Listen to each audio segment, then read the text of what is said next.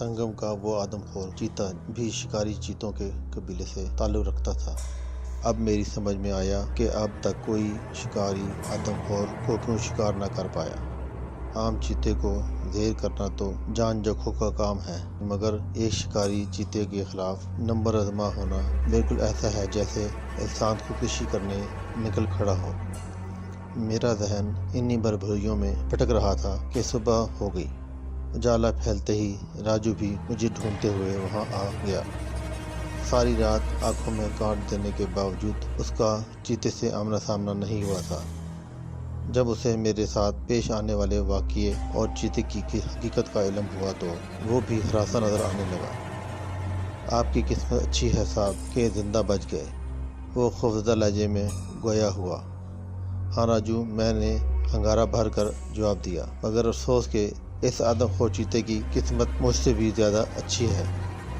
میں نے اسے مارنے کا سنہری موقع کھو دیا، خدا جانے اب وہ دوبارہ ہاتھ آئے گا یا بھی نہیں، میں نے حسرت بھرے لہجے میں جواب دیا۔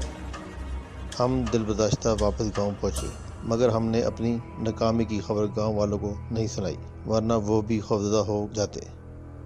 ہم ناشتہ کرنے کے بعد رت جگے کے بعد کسل مندی کا شکار ہو گئے۔ ذمہ دار کے مشورے پر ہم نے نیند پوری کرنا مناسب جانا۔ اگر دوپہر کے وقت شور و غل سے میری آنکھ نہ کھلتی تو خدا جانے میں کب تک یوں ہی پڑا سویا رہتا۔ شور سن کر راجو بھی جاگ گیا تھا۔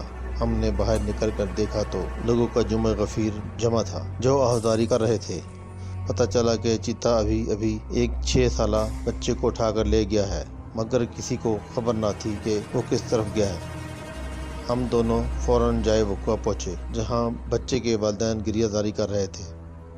مکان کے باہر ہم نے نشانات کا کھوج لگانا چاہا، مگر کوئی ایسا نشان نہ ملا جس سے معلوم ہوتا کہ درندہ شکار لے کر کس طرف گیا ہے۔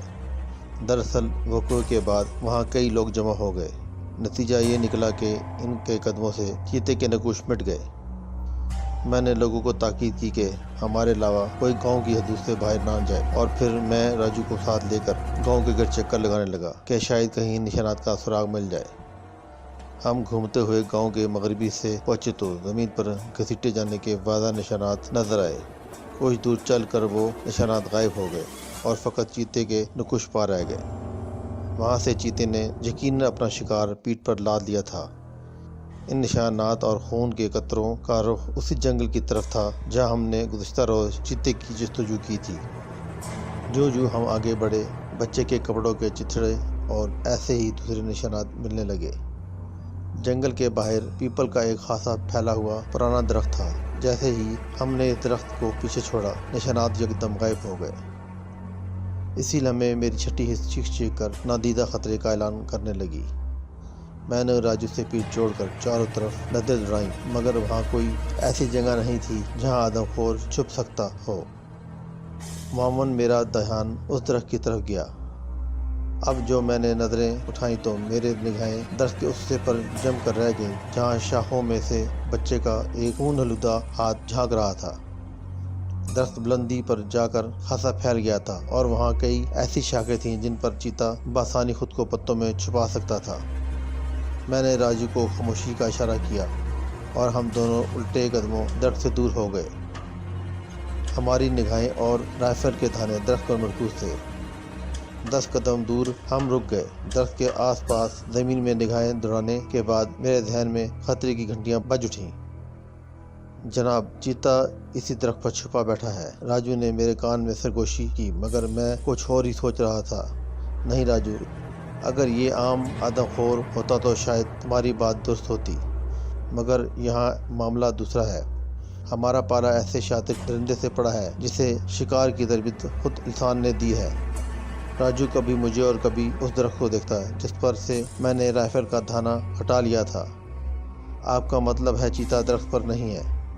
وہ متحش انداز میں بولا۔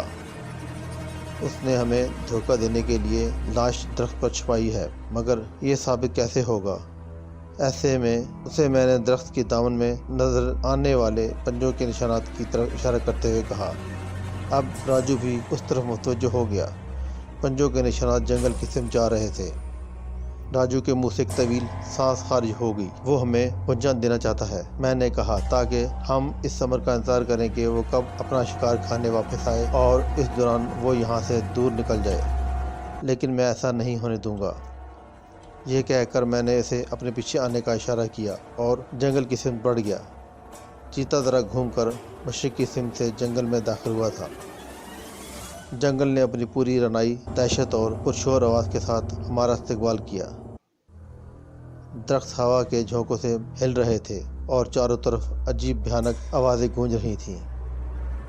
ہم دونوں خاموش اور یوں چل رہے تھے کہ نہ قدموں کی آہٹ بلند ہو اور نہ خشک پتوں کے پیروں تلے روندے جانے کی چرچراہٹ محسوس ہو۔ آدم خور کے شکار میں کامیابی اور حفاظت کا بہترین طریقہ یہی ہے کہ شکاری ممکنہ خاموشی سے پیش قدمی کرے۔ میری نظریں اطراف کا بغور جائزہ لے رہی تھیں۔ رفتہ رفتہ جنگل گھنا ہوتا گیا۔ زمین پر پھیلے خشک پتوں اور دوسرے جانوروں کے نقوش پا کے درمیان چیتے کے نقوش پا نظروں سے اجڑ ہو گئے۔ قریب ہی درختوں پر سرخ منہ والے بندر کا ایک غول چیخ رہا تھا۔ کچھ فرناٹ قسم کے بندر ہماری طرف متوجہ بھی ہوئے، لیکن اگلے ہی لمحے ہم آگے بڑھ گئے۔ ابھی ہم نے جنگل کے اندر نصف فاصلہ ہی طے کیا تھا کہ پیچھے جھاڑیوں میں سرسراہٹ سن کر میرے قدم جہاں تھے وہیں رک گئے۔ میں نے پلٹ کر ادھر دیکھا جہاں آواز سنائی دی تھی، مگر ہمارے رکتے ہی وہ آواز بھی بند ہو گئی۔ مامون بائیں طرف ایک درخت پر بیٹھے پرندے زور سے چیخے اور فضا میں پرواز کر گئے۔ خطرے کا احساس ہوتے ہی میرے اندر کا شکاری چکنا ہو گیا۔ ہم دونوں ایک دوسرے سے پیٹھ جوڑے جنگل کے تاریک گوشوں کو گھور گھور کر دیکھنے لگے۔